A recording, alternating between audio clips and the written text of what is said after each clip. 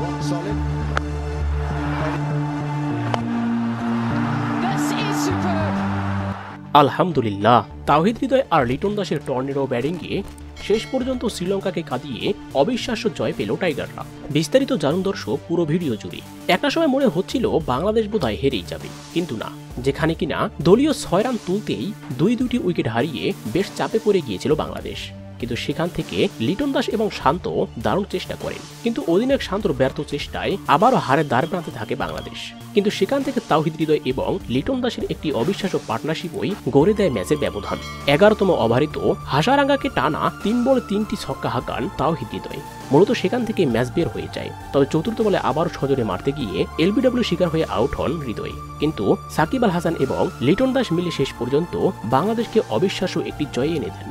সত্যি বলতে শ্রীলঙ্কাকে হারানোর দিনে দুর্দান্ত পারফরমেন্স করেছে বাংলাদেশের বোলাররাও। তো দর্শক, শ্রীলঙ্কাকে হারিয়ে বাংলাদেশের এমন অবিশ্বাস্য জয় আপনাদের কেমন লেগেছে অবশ্যই কমেন্ট করে জানিয়ে দিন। এ নিয়ে আপনার গুরুত্বপূর্ণ মতামতটি আমাদের ভিডিওর কমেন্ট বক্সে। ধন্যবাদ।